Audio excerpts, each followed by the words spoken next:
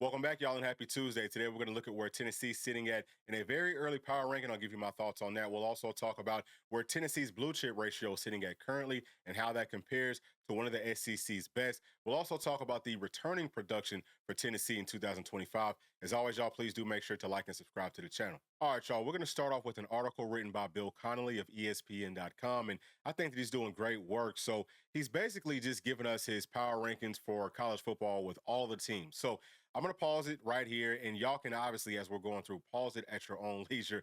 Read as much in depth as you want to, but I'm just going to kind of talk about some things that I feel personally should be happening with college football moving forward. Number one, if we're talking about preseason polls, that should all be essentially power rankings, pretty much exactly what Bill Connolly is doing right here. So, three metrics that I absolutely love. Number one, returning production. That's obviously very important to how a team's going to look from one season to the next. He's also looking at the recent recruiting. And I think that this would include the high school ranks and the transfer portal. Obviously, an influx of talent is only going to help a team out. And then next, he's going to be looking at the recent history. So with this one, I think that he's going to be looking at, we'll say, just to break it down a lot more in depth, how does the offense look? Who's the offensive coordinator? Is it the same offensive coordinator? How does the defense look? Same thing there, special teams, all of that type of stuff. Is it the same head coach?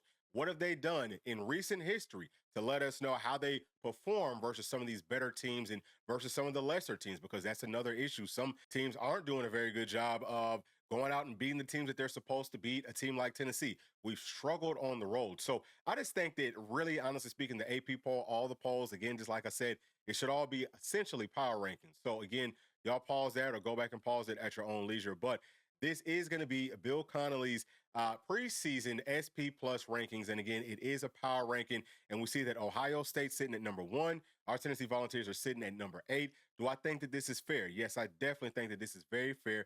And this is a good spot for us to be in because it tells the team, hey, there's a lot of expectations on us. We're a top 10 team. And we also might feel a little bit slighted, right? Like, why aren't we top 5? Why aren't we number 1? Hopefully that's the mindset of this team. And what I'll do for everybody is because I know y'all probably want to see how the rest of this thing looks. I'll just, slowly kind of scroll through more of these teams. And again, you pause it wherever you want to pause it at and just kind of take a look at where all the other programs are sitting. But I can tell you right now, Tennessee is currently sitting number 4 in the SEC. And in just a second, we're going to take a little bit of a closer look at how Bill did get to these rankings. And again, it's not going to be what the AP poll looks like necessarily. This is a power ranking. The AP poll, they kind of take into a whole lot of different factors and variables and things like that, which again, I do disagree with. And this is a chart that I put together that's ranking the SEC teams in terms of returning production in 2025. And again, I got all this information from Bill Connolly. So I had to continue to say that I think he's doing excellent work. Either way, we see that up at the top, number 1 is going to be Texas A&M. And then if you come all the way down to number 11, you're going to see our Tennessee Volunteers. We're going to be returning 58% as a team. That's good for number 58 in the entire country. I also have the offenses and defenses up here. Tennessee's offense is going to be returning 49% of the production, and that's good for 87th in the country. As far as the defense goes, we're going to be returning 67%. That's good for 22nd in the country. So just taking it back to the offense, obviously losing the entire starting offensive line outside of Lance Hurd. And then we're also going to be losing our swing tackle with Dane Davis and then like a swing guard or center with Jackson Lampley. So a whole lot of the guys up front will be missed, I think, for Tennessee. But the good news for us is that we have a whole lot of very young talent that I think has been waiting to get their opportunity. So I don't think that it's going to drop off too much. This isn't necessarily like, hey, the teams up at the top are going to be, the best teams. Typically what you're going to see is actually the better teams are going to be more towards the bottom. What that means, y'all, is that, yeah, they're putting players out in the league. That's the main thing that you're going to see here. And you don't want to be in a point, or you don't want to be at a point that you're rebuilding. You want to be reloading. And I think that Tennessee being at the spot that we're at, that actually looks pretty good to me because I think, again, we will be reloading in 2025. Now, the defense is actually bringing back a ton of talent. It's going to be totally different in 2026. A lot of the really good players for Tennessee's defense will be gone. Obviously, we did lose James Pierce from last season. We lost Big O, Big E, several players, but same thing that we just talked about with the offense. There's an influx of very young talent that I think could actually be an upgrade in some of these spots. We're definitely going to be a whole lot deeper. All right, now let's take a look at Tennessee's blue chip ratio. And I have us compared to Alabama, and I had to manually do this. I'll kind of like break down what I did as we go throughout this, but it was a whole lot of work. So I only did us versus Alabama, and Alabama is an excellent point of reference because over like the past decade or so, they've been like a top 2 or 3 team as far as the blue chip ratio goes. Obviously, Saban did a great job with it. Now they're taking a slight step back. I don't know if they're going to necessarily be the number one team in the SEC or a top 2 or 3 in the entire country, but they're going to be very close to it. I mean, I'm sure that they'll be like a top 5 team. So this is kind of what Tennessee wants to get to, and we're not far off. We're actually closing up this gap. Now, for those of y'all that don't know what a blue chip ratio is, it's how many 4 and 5 star players do you have on your roster, which is what a blue chip is compared to everyone else. And there's a guy, I think his name is Bud Elliott, that's at CBS Sports. He said that no team has ever won a national title with less than a 50% blue chip ratio.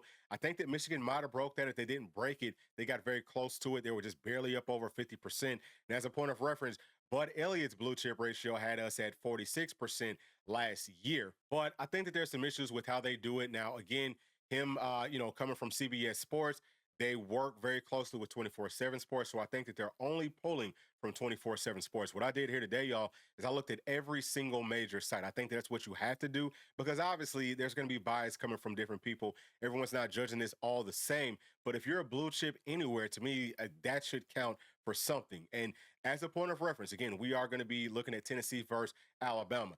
Tennessee had 15 players that weren't blue chip with 24/7 Sports, but were blue chip in other places. Alabama had 13. Now, I'm not 100% sure on the numbers of, how that looked and, on the opposite side of it, where we're saying how many players were blue chips only with 24/7 Sports.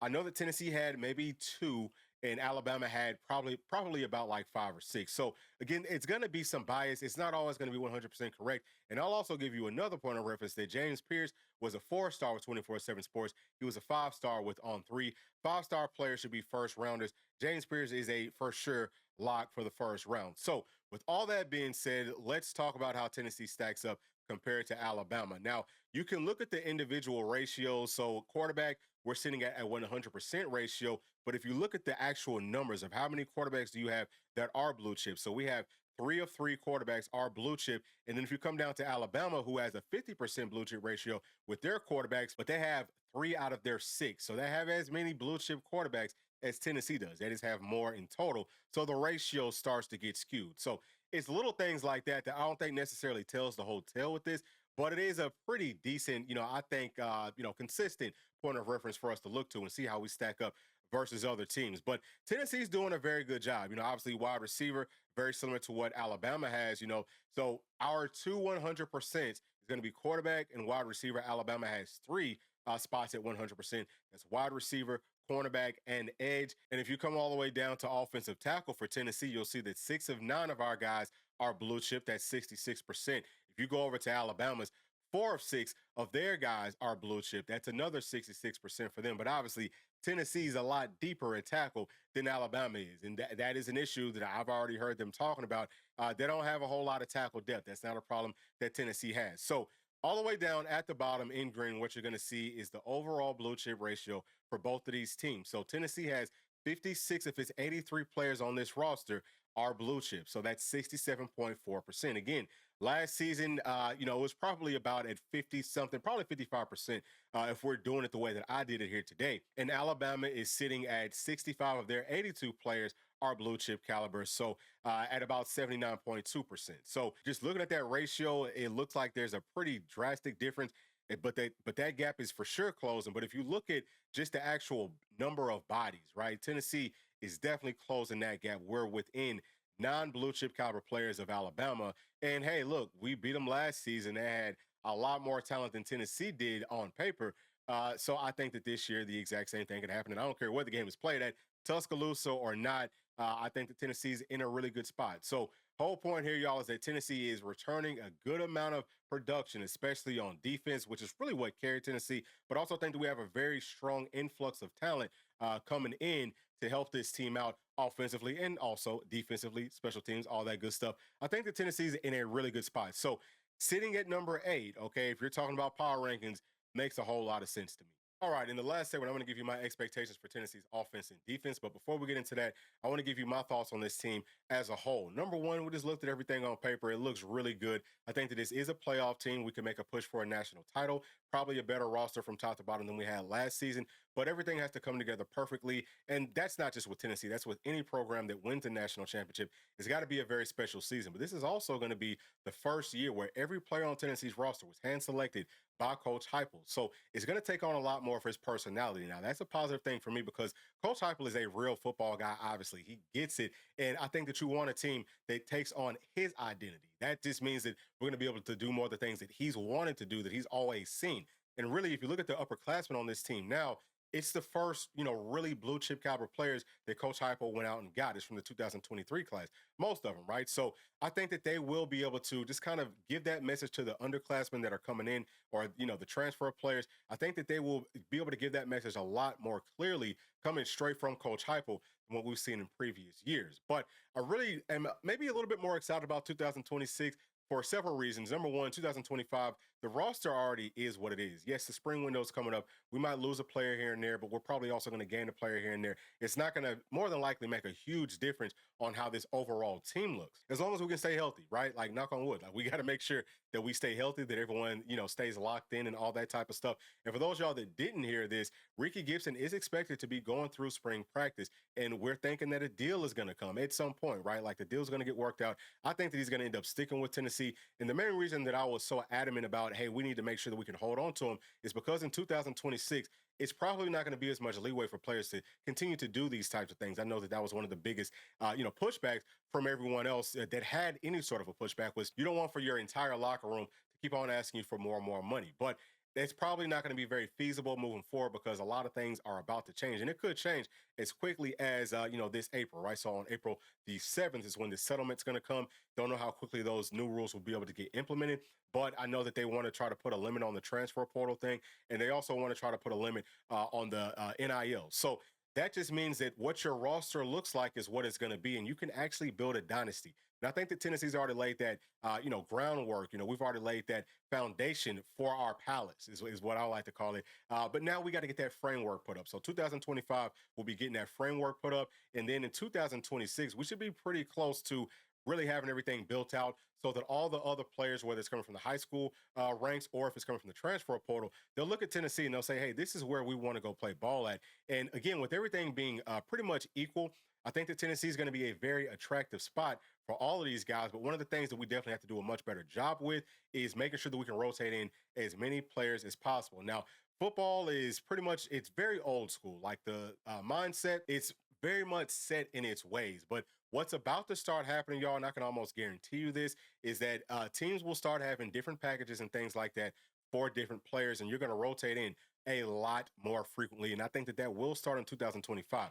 Now, I'm hoping that Coach Heupel is going to push everyone else on this staff to say, hey, we're going to be the trendsetters, in this category, because if we are one of the first teams that, hey, look, listen, we're playing, 50, 60, 70 guys on offense and defense, then all of a sudden, man, everybody wants to come and play at Tennessee, and you can load up on 5 stars, 4 stars, the highest caliber players, because they know that they're going to get to see the field. So hopefully Coach Heupel will try to implement these things. And whenever I talk about what I am expecting from this team, that's kind of like the base of where I'm coming from with it.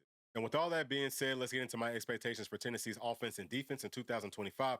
We'll start off with the offense. Number one, I want to see a lot more movement. So pre-snap, we're talking about motions, shifts, and then post-snap, a lot more misdirection, things like that. Now, Tennessee runs the tempo, so it's hard to do the pre-snap movement. But I think that we're going to kind of do what we did in 2024, where we kind of slow things down. And we're a lot more intentional with how we're executing on these plays. And that's what good teams do. Like, our roster is too talented for us to be more on the gimmicky side of always running the tempo. I don't think that we're just going to stop doing it. We'll still do it in spurts, but it's going to be a lot more, let's take our time, let's get the shifts and the motions, and let's see what the defense is in, and let's also be able to out leverage them, outflank them. We all know that guys like, Boo wants to play on offense. You got to have some gadgets in there for him, and that's definitely going to be predicated off of some pre-snap movements and motions and things like that. And that's going to be something that a lot of players want to see, or will want to come and play for with Coach Heupel's offense. So that's just another way for us to throw in more players and have different packages for more players and things like that. Get more players out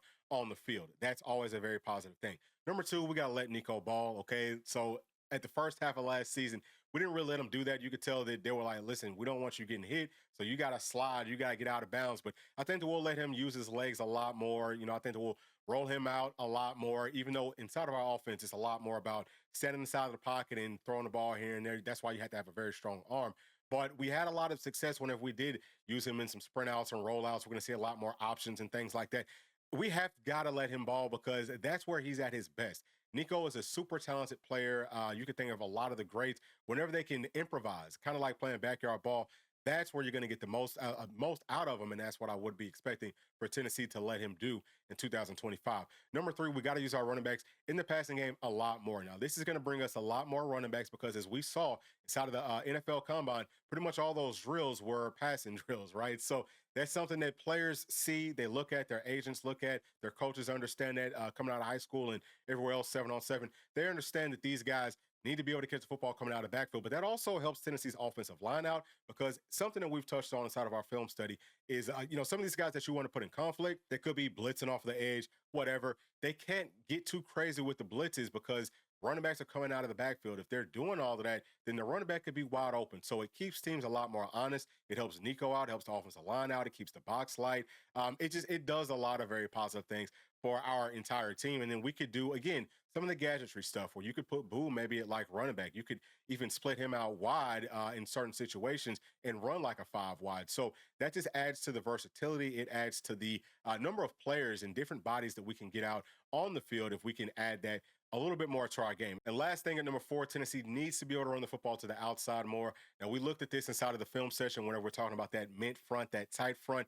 They're trying to take away those middle runs. Now, a lot of teams did that versus Tennessee. It wasn't just UGA, and we had success running on pretty much everybody. But at the same time, that defensive front is pretty much begging you to run it to the outside. Tennessee can most definitely do that with stretch plays, which is something I don't think Coach Heupel has ever run, at least not at Tennessee. I haven't seen it personally, but outside zones, sweep plays. That's another good way for us to get the football to Boo or to some of our other players, just to utilize guys in different packages and different situations to be able to hit that edge. Teams are begging us to do it. We got to find a way this season to do that, and I would expect that we're going to see just that. Now let's talk about Tennessee's defense. The number one thing is going to be speed. It's going to be a ton of speed out on the field. We can be very versatile, very multiple. That's what Coach Tim Banks has been working towards since he's been up in Knoxville, and I think that this is going to be our most versatile season yet. And now that brings us down to number 2, multiple fronts. This is something that P and I had kind of hinted at in one of our previous videos here very, very recently. We have got to make sure that we can utilize all these different linebacker bodies that we have, inside of that room. So 3-4 fronts, we should have a, set sort of a linebacker group that's going to be the starters. 4-3 should be a different set group of players. Nickel, whether that's a 3-3-5 nickel or if that's a 2-4-5 nickel, we should have different linebackers for all those packages and also for dime packages. We should just be able to be versatile and multiple at all different positions. That's a great way to keep the players engaged with what's going on because they know, hey, at any given moment, my number could be called. Like they might call me out there to go play. And, I think that that's a very, very positive look for Tennessee. And it's something that you will see a whole lot more of starting off in 2025. I can almost guarantee you that. Number 3 is going to be exotic pressures. Now, obviously, with all the speed, with all the, different fronts that Tennessee can throw at you, you can get very creative with your blitz packages. And something that I didn't love about Coach Banks in the games that we lost last season is it felt like, yeah, he did blitz, but I think that he probably could have got a little bit more creative with the blitzes. He probably could have brought 6 or 7 a little bit more. And I feel like he learned from that because nobody likes to lose. I'm telling you, football coaches, players, whatever, they do not like to lose. So they typically do learn from the, mistakes that they made in previous seasons. So I would expect that we're going to see a lot more exotic blitz packages, and this defense is going to be a ton of fun to watch. And that would also lead to some exotic coverages. Whenever you can bring the blitzes from the outside, the inside, the outside, and the inside, the second level, the third level, you can drop people back in coverage from a lot of different places. It's a defense, man, that can cause a lot of havoc, and that's what I am expecting in 2025 from this defense, from this offense. But that's going to be it for my thoughts. Please share yours with me down in the comments section. And as always, please do make sure to like and subscribe to the channel. We'll see you on the next one. Thanks. Peace.